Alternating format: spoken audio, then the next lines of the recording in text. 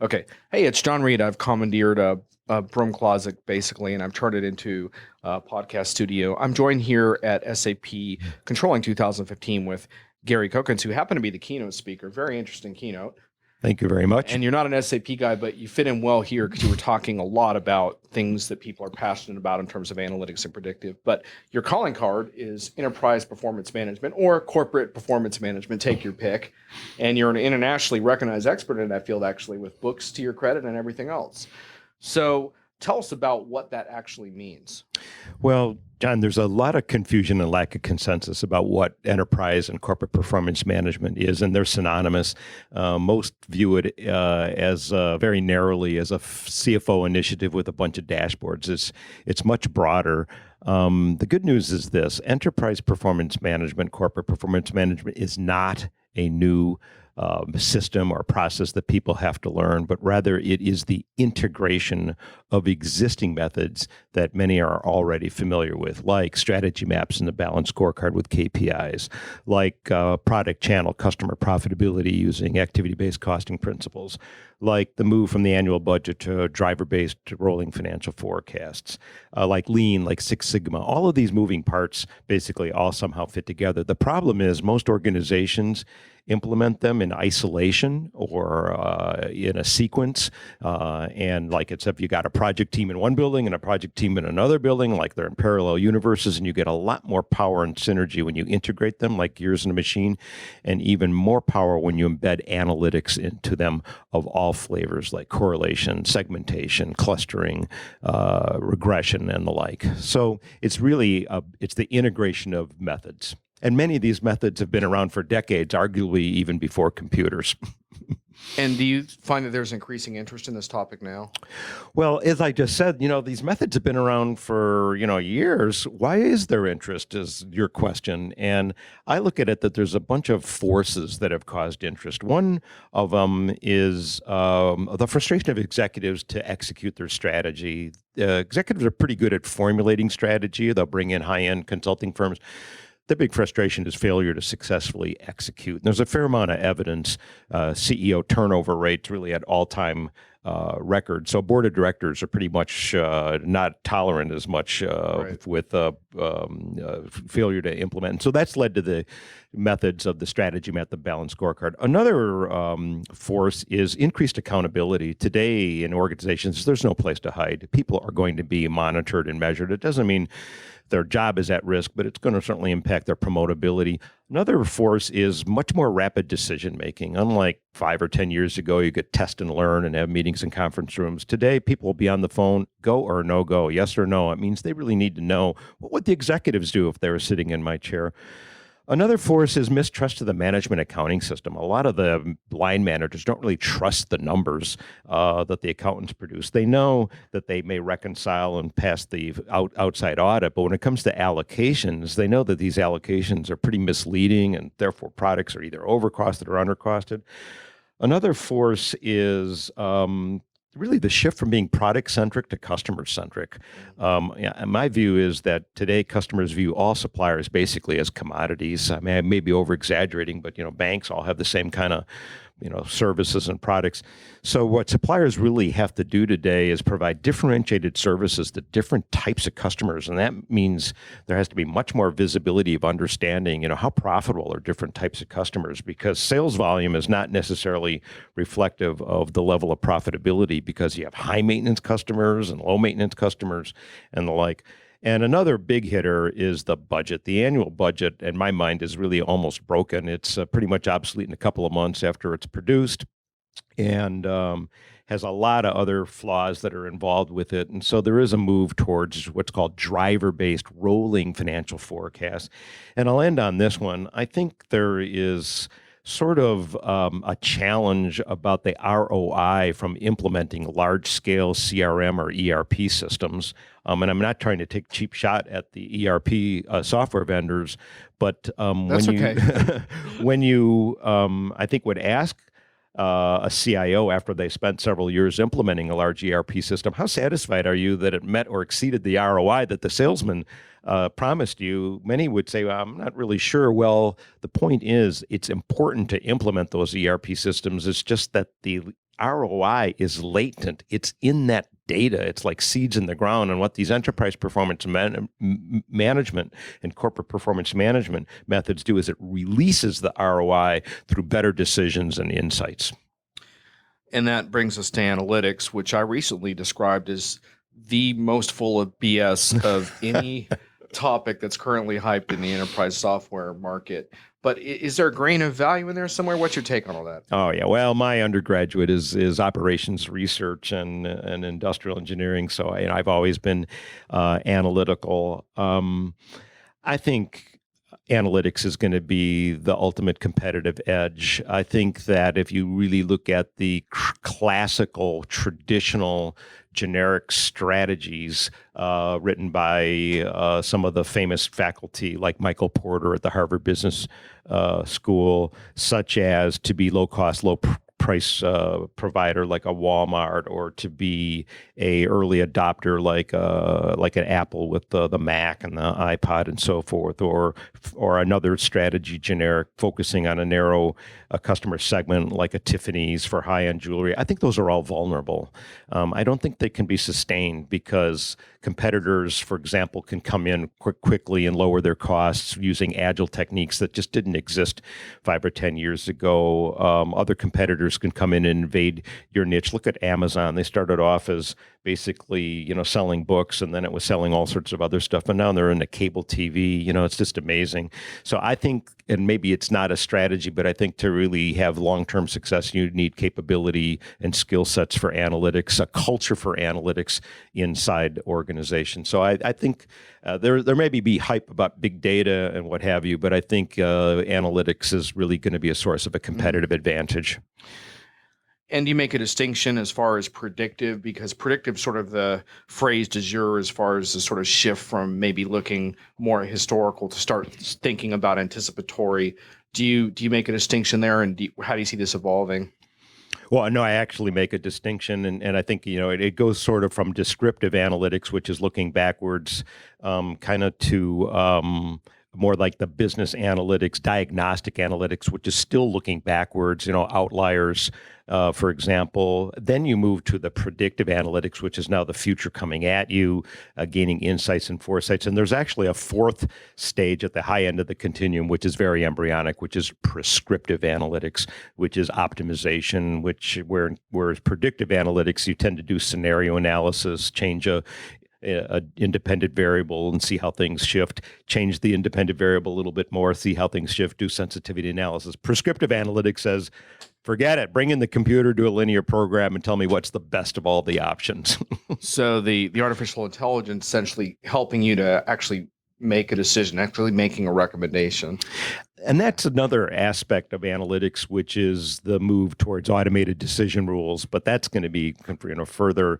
Well, it's not really that far off in the future. For example, a customer sales rep or on a phone call, the inbound telephony system may recognize who is that customer, and then it's, well, what offer, dealer, or a discount or coupon should I offer them? Well, in the past, it may be let that customer rep kind of use their own thinking. Well, in the future, it's going to be some sort of data scientist will have already done all the equations and algorithms, and the customer rep will just read the screen and say, this is the exact amount to offer.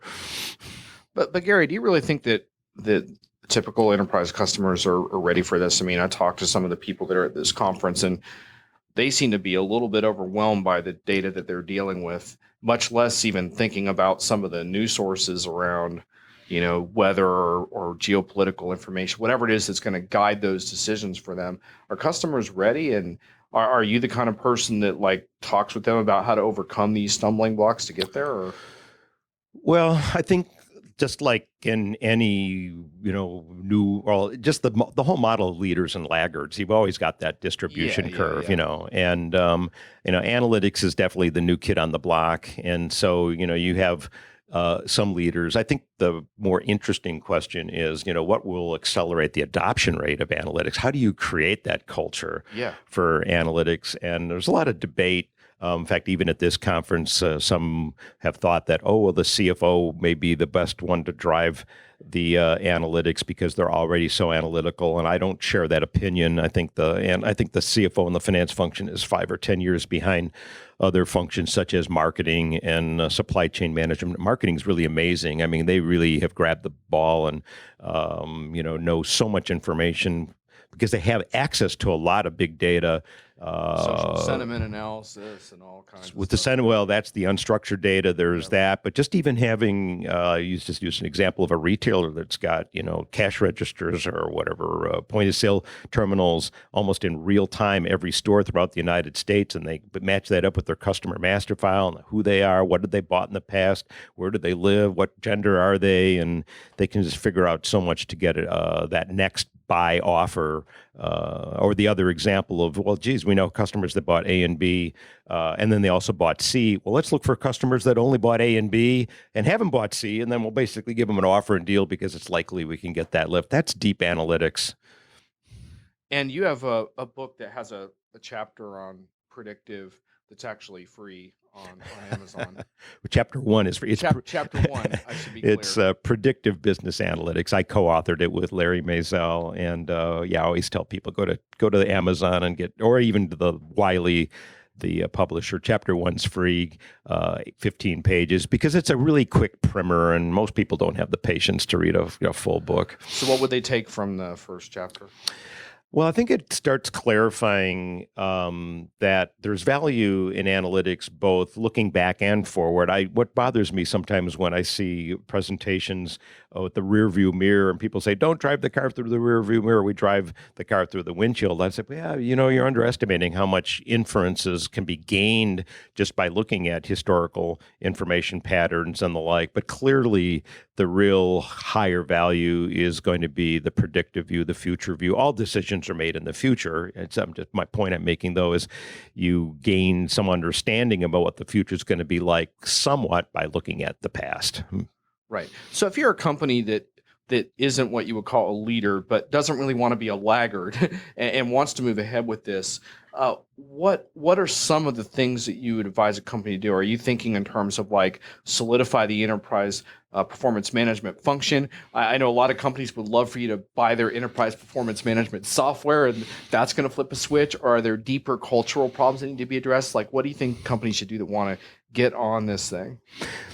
Well, I mean, change management is really the name of the game, and I think everybody's beginning to recognize that, the technology is no longer the impediment that it was many years ago. The tools are so powerful. In fact, most users don't use, much of the or all of the features and functions that are in software packages. And there's a couple of aspects to this. One, it's really about overcoming resistance to change, and that's human nature. People like the status quo, but there's other issues. People are concerned about others knowing the truth and being measured and being held accountable.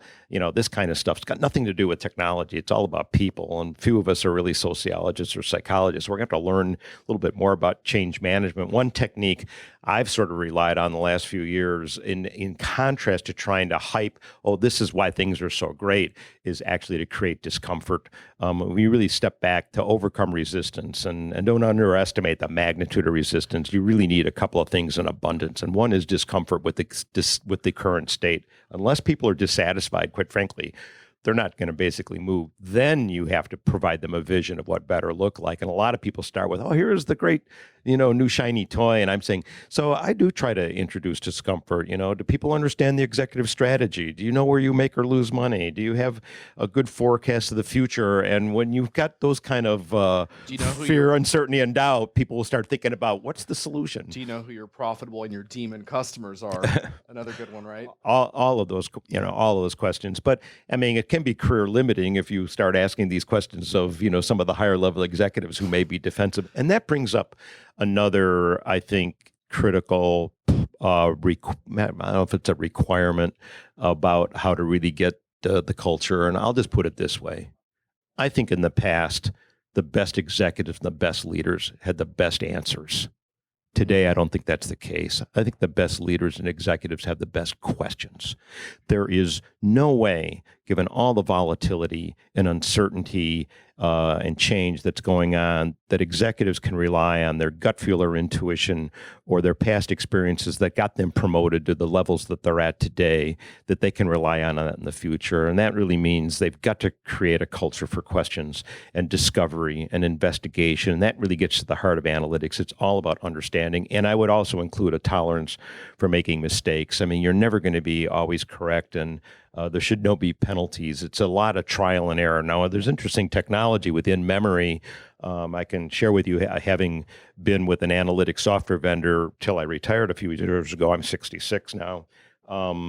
The power analysts really prided themselves on formulating and framing the problem, because it took such a long time to run the thing, control group and so forth. And but today within memory, it's almost like speed of thought. You can test and learn and do another mistake and move very quickly. So technology and in memory is going to change the game in terms of analytics. Yeah, and I noticed that was interesting because in your sessions, I was wondering how much you would sort of plug or comment on SAP technology, because obviously HANA is their big in-memory solution. And I like what you said. You sort of stepped back from that and talked about technology as an enabler, right? So it's not necessarily which technology you pick. It's how it fits into your overall approach that counts the most. Yeah, as well, and not only that, which type of statistical technique applies to which method. I mean, I've already rattled off 4 popular ones: regression, correlation, clustering, segmentation. You don't apply them, to each one of them. It's going to basically be customized or tailored. One more thing I want to ask you. I went to your activity-based costing session, and you're a firm believer in the power of doing it that way and doing it right.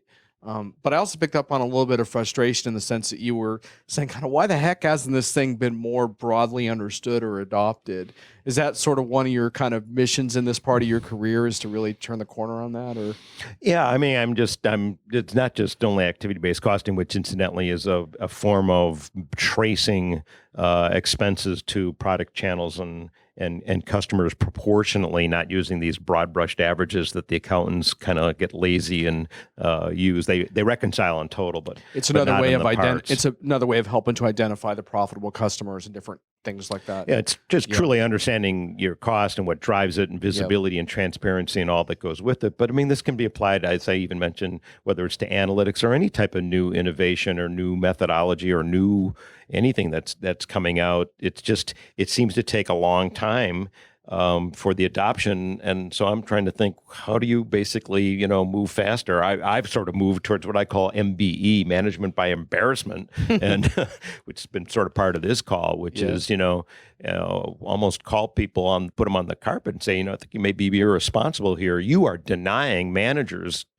to have access to information that will provide the organization to be more effective. And I'm all about managers. Let me just say something about analysts. I think what analysts, and I'm going to bring IT into this, I think what analysts want is really 2 things. They want easy and flexible access to the data and the ability to manipulate it. And I'll repeat that. They want easy and flexible access to the data and the ability to manipulate it. Problem is, there tends to be a wall between the user, analyst, and IT, because IT basically is back there kind of service provider, worried about governance, and these are all valid things, and that wall needs to come down. And I think, and it's not a finger-pointing game. They're both involved in this thing, and I think self-service ability to do analytics is increasingly going to be the future. Excellent. I think that's a good note to end on. Thanks for sharing your thoughts. Happy to be here. Thanks, John.